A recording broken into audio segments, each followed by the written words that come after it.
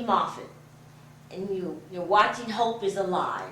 With my Kay is my host, and we have George. George suffers with macular degeneration. Yes. Could you tell us about macular degeneration? Yes, the macular is the center part in the eye that you read the small print with. So as that degenerates, it's kind of like getting freckles that form over the eye, you know, and you can't see through it. The easiest way to do it would be like to put a quarter up in front of your eyeball. You can't see through the quarter, but you can see all around it. And that's what happens. When I look at you, I see your hair on top and your shoulders, but there's no face.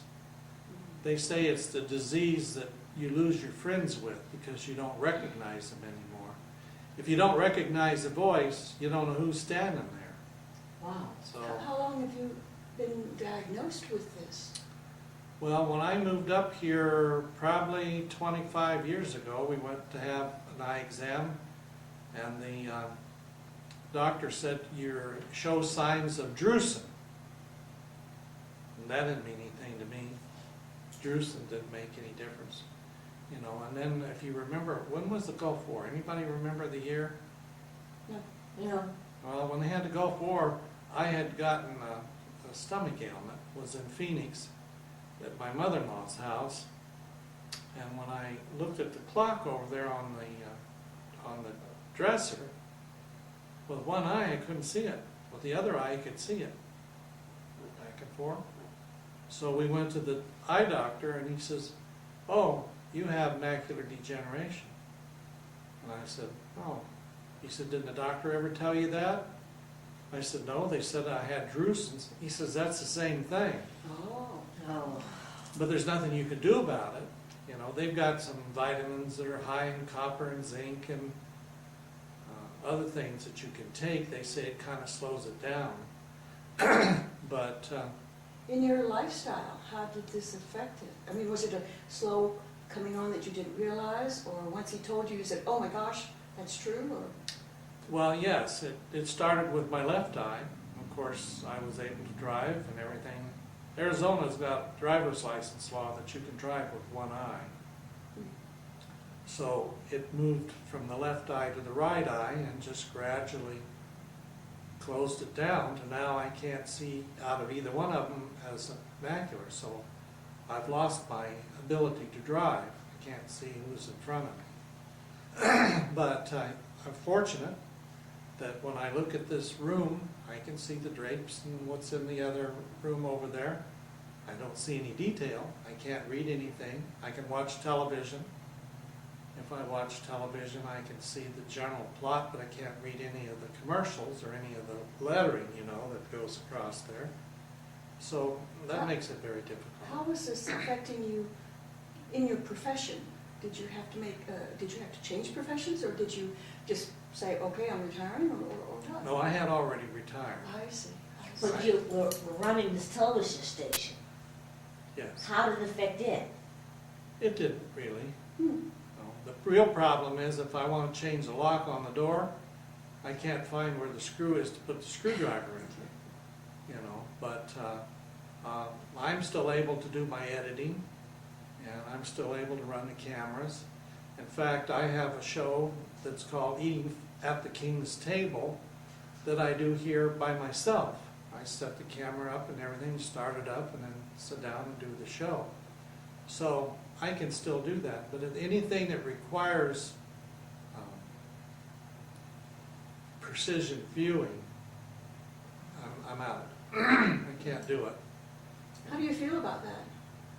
How do I feel about it? How do you feel about that? Well, I have a little different aspect on life than most people do. And that is I'm a Christian, and the Bible tells me that no matter what adversity you have, the Lord has provided a way. And like Eve said, the Lord is good. He's provided a way. And if He knows that I've got macular degeneration and He wants to heal it, He will. If He doesn't, He won't. And who am I to complain, because He's my Creator? You know, I look forward to eternal life and the day's coming when He's going to give me a new body. and I'll have eagle's eyes then. So then that explains your calm acceptance of this disease that you are experiencing. Yes. Yeah. In fact, it explains my diabetic condition. And, Oh, you have more adversities. oh yes, I'm getting old. Oh, boy. You know, my last birthday, I turned 78 years old. I'm looking down the road at 80, and a friend of ours just died at 90, and my wife and I were talking this morning. I said, do you realize that's only 12 years away? And you plan to get there? Well, I don't know. I haven't been told, but I'm going to do the best I can with what I got. Yeah, yeah. My main goal here is to tell the people of the Verde Valley about the soon coming of the Lord. And that's what this TV station is for. That's what we put it together for. And So you're using this as a vehicle to proselytize your faith. I wouldn't use the word proselytize. What word would you use? You know, I've accused some of our church brethren from being thieves. Thieves? Thieves. You know, you go out there and you put on what we call a Revelation seminar, which is telling everybody about the last part of the Bible, with the hopes of stealing people from the other churches. That's proselytizing. Oh, I see. That's Okay. proselytizing. So you're a thief. You're stealing the peaches off of somebody else's tree. Yeah. What you should be doing is taking the brush out, taking the rocks out, plowing the field and putting your own trees in. Well, that's a nice way of putting it. You know, That's a put your nice own way. trees in. And the thing of it is, a lot of our evangelistic programs are not geared to tell you the love of Christ. What are they geared for? They're geared for stealing peaches off the neighbor's trees. Shanghai, they That's call right. it. Shanghai. That's basically it. You know, if you want to go out and it doesn't do you any good to get somebody to come to church because of fear. Oh. Oh, you know, the world's going to come to the end. Oh, I better do something about it. Mm-hmm. Never works. Mm-hmm. We have to come to the Lord because we love Him. Well, I see so many people that I talk to, and I imagine you've run into, that come to the church at the end of their days. Suddenly they've got to get some hope Yeah, gotta get because Christ. they've lived their whole life Life. without it. And as Eve said in her interview, she's pushed to the wall. That's when they come. And that's a sad thing because they lost so much of their life to nothing Yes. else but fear. Yes. Yeah. So do you have a congregation that meets, and do you discuss adversities, and No. how do you run this? Oh, here at the station? Mhm. Oh, I do it by myself. Oh, you do? Oh, Yeah, no, I just go to church, and it's a regular church where they are regular people like everything else. One of our leaders of the church calls them nominal Christians. Dare I tell you, I just read Dawkins' book. You know, the real thing that you must be involved with is the will. That's the only thing that you can give to God. You're not worthy. They say you're not worthy. Well, I don't like the word not worthy. Mhm. Because if I wasn't worthy, why did God spend all this time coming here to die for me? He must love me. He must value me somehow. Now, in myself, I have nothing. But in Christ, I have eternal life. So you and Eve are kind of on the same page here. I'm hearing from your, kind of. you know, that a lot of faith, a lot of, well, like you said, hope. Hope. Hope. Yeah. George, you think that getting old is incurring all these different illnesses and just by getting old, Wearing it out? wearing it out? I hope I wear it out. You know, I like to use the Bible. If you go back in the Bible and find out these individuals that were patriarchs and prophets, and, you know, the one story, I was trying to remember what the gentleman's name was, that had the two sons, you know, and he was on his deathbed, and he couldn't tell one boy from the other. Oh, yes. Remember that Yes, story? uh-huh. And one of the fellows apparently was quite hairy, Harry. so he's Esau. Esau, and what was the other one? Don't remember. I shouldn't remember. That's another thing about getting old. You know, there's 3 things about getting old. Hmm. You know there's 3 things? What are they? Well, the first one is you can't remember. And I can't remember the other 2. So, But isn't it a wonderful excuse, you know, if you can, somebody expecting you, you say, gosh, I just forgot. Yeah, You Yeah. can use it too. yeah. yep, I look in the mirror in the morning and I say, I've seen that guy somewhere before, but I can't remember his name. Yeah. But you like him. Well, I don't even know that. I don't know who he is. Oh, my word. wow. You have to get up in the mirror in the morning and look in the mirror and say, I like me. I'm okay. Yeah, but I don't know it's me. Oh, See, I look at the mirror and I see this guy, and I wonder who he is. Where did he come from? How did Well, he get there? In these days, you're only seeing the outline Yeah. anyway. So Right. maybe you have to talk to yourself a little in the bathroom. Well, once I recognize who he is, he's a pretty good fellow. yeah. Did you, when you had to stop driving, did you suffer a loss? Oh, yes. Very big loss. You know, when I wanted to go to the grocery store, I had no way of getting there. And now to go to the dentist, my dentist is in Phoenix. My wife has to drive me there. To go to the doctor in Cottonwood, she has to drive me there. So, And to go to swimming? yes, swimming every day. go to the exercise pool. We try to exercise as best we can. I generally do 1.5 miles Wow, a day over at Rec Center in Cottonwood. that's a nice facility. I go there. Do Yeah. you go there? It's a nice facility. I see a lot of people rehabbing, not Mhm. just rehabbing, but taking care of themselves, paying attention. You know, it's a, See, now, I had a knee replacement, and we knew we were going to do this, so we started going over there, 6 or 8 months before I had surgery.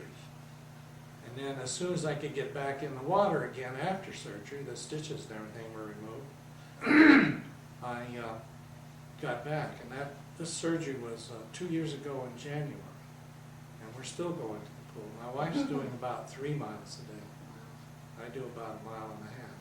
Yes. So I got to get in there between the kids. Yeah, I went and asked him about the schedule, and the lady really wasn't clear about the kids. Well, she can't be, 'cause she never knows when they're Yeah, coming. yeah, But we get there at 7 in the morning, as they open the gate, yes. and generally you can get in there for an hour and a half before any children show up.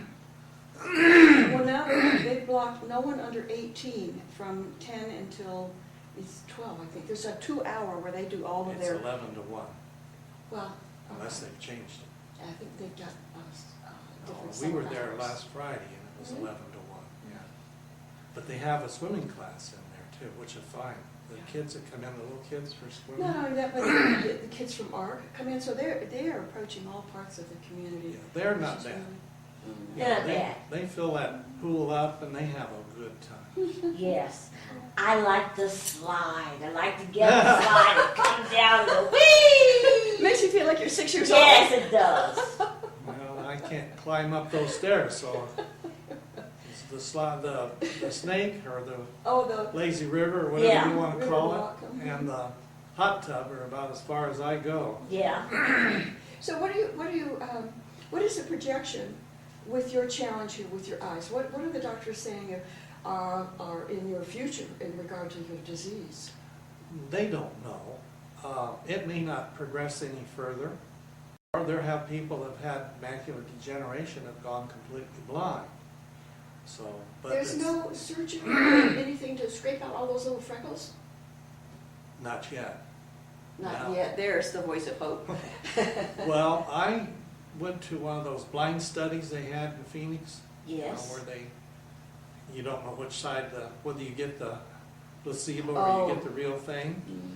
And apparently I got the real thing, because when I went in there, my eye was 20 over 200, and I believe that it is, there's a 200 over 20. But anyhow, when I left, I was down to like 50 over 20, 20, 50. Yeah, so I had, Quite a bit of difference. I got to the point where I could see the white lines and read the street signs, Oh my. and packed up their goodies, put it in their little kit bag, and disappeared. So you don't know what it was that they were testing? They never told you? I think that's unfair. That's unfair. Well, what they said was that they had run a test on Alzheimer's. They were looking for Alzheimer's cure, and that it didn't work. But they noticed that people that have Alzheimer's their vision improved. So they said, okay, let's see what this will do on vision. And what it was is, you've seen them give you intravenous, the bottle up here. I think it must have been at least a quart and a half of solution that they put in my arm one time. And over a period of about 3 months, as this progressed, my eyes got better. But now they did, I had 3 brain scans. I had, every time I went in, I had an examination. They checked my blood pressure. They checked my sugar.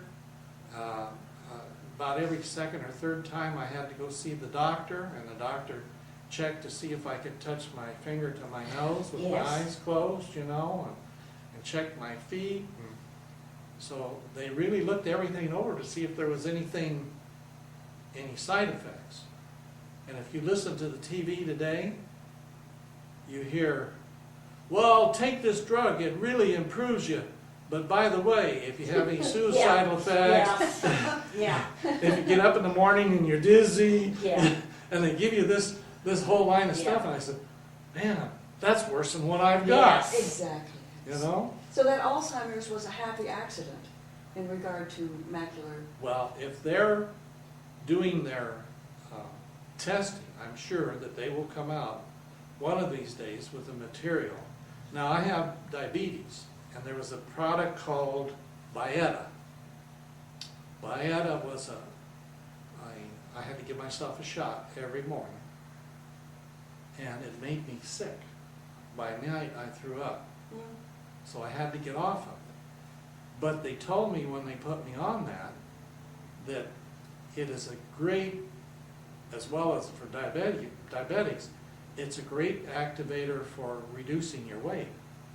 And I went from 248, 250 pounds down to 197 while I was on that. How long were you on it? Oh, probably a year. That's And it remarkable. didn't bother my stomach to begin with. It took a period of time. So they had a blind study down in Phoenix here last year sometime, or 2 years ago. And when they found out I was allergic to Byetta, they said, we're sorry, you don't qualify because this is a this is a Byetta-related product.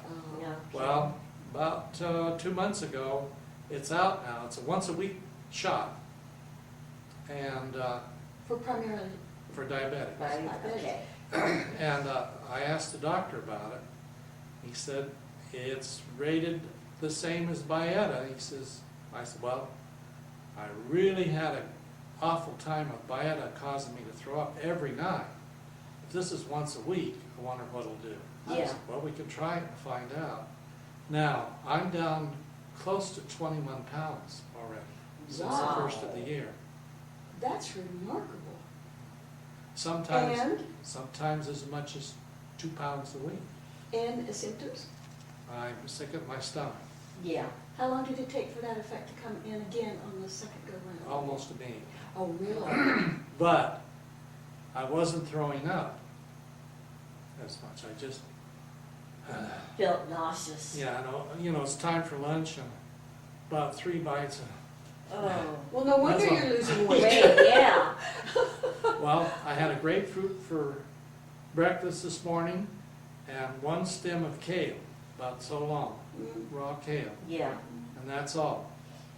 Wow. And you kept that down? I kept that down. Now, last night, my wife, about 5 o'clock, she says, I've got some defrosted pineapple here. She says, that's good for the stomach.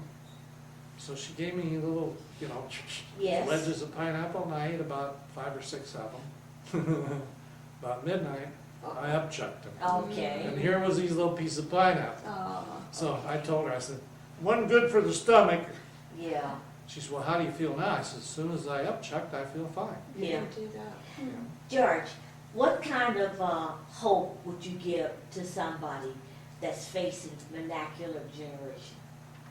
Macular degeneration is a age-related disease. Yes. It can start in your 40s and late 40s and early 50s. Normally it's progressive to the point where you lose the vision out of that you would use to have for reading small print. Yes. And so far there is nothing for the dry type. There are two types of macular. There's a wet type, and the wet type is one where your little vessels and things start to burst and it'll fill the eyes full of blood. A lot of people have had laser on those. When you touch it once with a laser, you destroyed that spot. It's kind of like having surgery. See the little scar there? Little scar here? I had carpal tunnel. That scar will be there forever.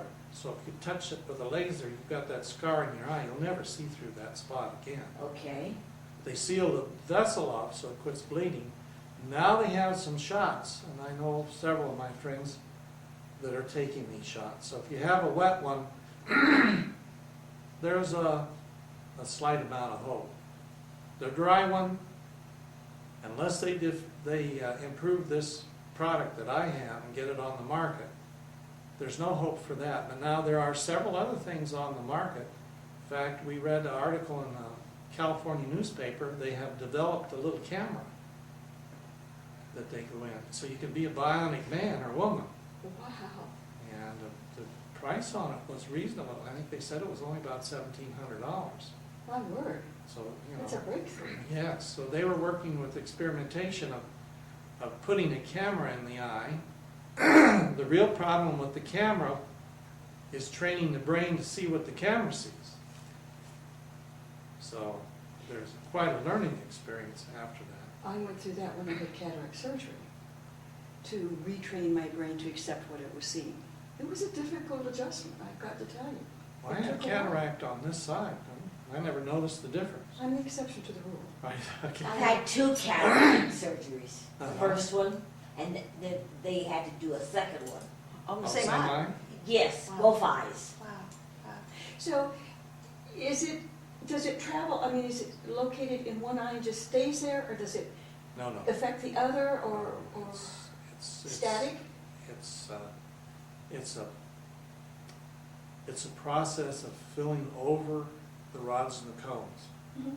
So if these are rods and cones, and you block it, a piece of paper or anything you want to, you block it so you can't see through it, that's permanent. And it started on my left eye and gradually moved over to my right eye. So it does travel. It travels. I wouldn't say it travels because it's still over here.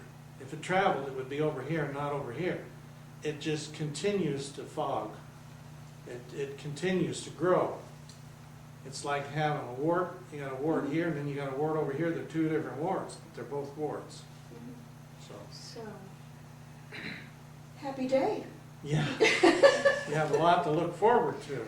Yeah. Well, when I hear what you've got, I count my blessings, and so, Yes. you know, we all get different Adversity. challenges Yes, that we have to learn to accept as we get older. I mean, Well- it's just, what's the alternative? yes. Quite frankly, I would prefer to have this over cancer. Yes. I have people that have pancreatic cancer, or have cancer of the colon. I'd rather have this the way it is with me. Yes. I thank the Lord every day that, The challenge is what it is instead. yes, because it could be worse. Yes, could be worse. You know, I could have had a stroke like Eva's had. I think as you get older, you become more compassionate, don't you think, toward I think- others and toward yourself? Toward yourself. Yeah. Yeah, you lighten up on yourself. Well, I thank God every day that He's allowed me to still see. Yes. Now, my wife bought me one of these little scooters like you see at Walmart. Uh-huh. And it's about 2 miles from where I live out to come out here to the station. Yes.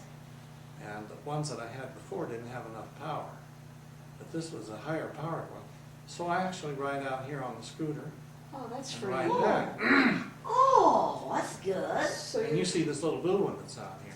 so Yes. you're mobility, you have mobility. Now I do. I've Yay. just gotten this in the last Yeah. month.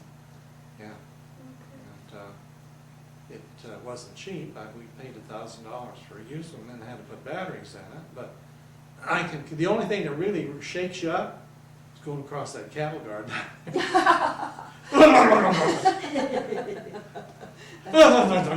You know? Yeah, So Eve has her program, Hope is Alive. yes. You have your King's Table. You all are putting out such positive messages. It's just maybe a way that'll counteract some of the violence and the Yeah. heavy stuff that's going on in the planet. Is there anything else you have to say, George? Oh, I probably could speak for an hour, hour and a half. Oh, we know that. No, you know, my hope is in eternal life. And what happens between now and then is incidental, really. You know, we're only going to be here. I don't know of anybody that's over 150 years old, do you? No. Not How about yet. 125? Not yet. How about 125? You know anybody that's 125? I was just reading about a woman who was 112. Yeah, and there's a guy that just died over in India. I think he was, 114? was that how old he was? Yes. Good Lord. Yeah. So people are living And there's longer. somebody that's still alive that hopes to beat that record. He's real close to it, and I don't remember where that was either. Well, then we come down to quality of life and quantity of life. Yeah. Yes. And there's another decision that comes to us also. You see, the Christian has nothing to fear about death, but the sinner does. Because the Christian, if he's true to God and understands what the Bible talks about, death is just asleep. Now, when I went in, well, you went in for your cataract. I did too. I went in, they put this deal here, and they strapped me and put these things on me and hooked me all up to these machines, and the needles were going like this and the lights were going like that. And they rolled me into where the operating room was, and he said, "Can you move your feet a little further over on the table?" Next thing I know, I'm sitting in the hallway with a cookie in one hand and a glass of juice in the other. And I said, "What happened? What happened?" Everybody got a big kick out of it because it's instantaneous nothing. Yeah. Yeah. And on one of my shows, I want to talk about people who are committing suicide. They don't realize, because when I went in there to have that cataract done, it took what, maybe a half hour, 20 minutes or so? 20 minutes, yes. Yeah. That 20 minutes, I have no idea where it went. And when I woke up, I had the present. And the thing of it is, if you commit suicide, the next moment you're going to wake up, you're going to be seeing the Lord. It's just that simple. So if you think you're getting away from your problems by blowing your brains out, you're not. You really should stop and think about what I need to do to cure whatever is bothering me. You know, when I had my knee done, they put a new knee in there. They put me on pain medications. Now, morphine didn't bother me. But when they went on these pills, you know, after the morphine's only for a little while, the pills drove me crazy. You know, and What do you mean? How? crazy. You know, crazy? You mean, I was crazy, man. What'd she say? Time's up. Crazy, man. we'll close on crazy. Thank you so much, George. Okay. Well, I want to thank you very much for joining us today. With Kay and George. A pleasure. Thank you. Goodbye. Don't waste another moment on fools and things that keep you down. They can't or won't change, but you can. You can turn your life around.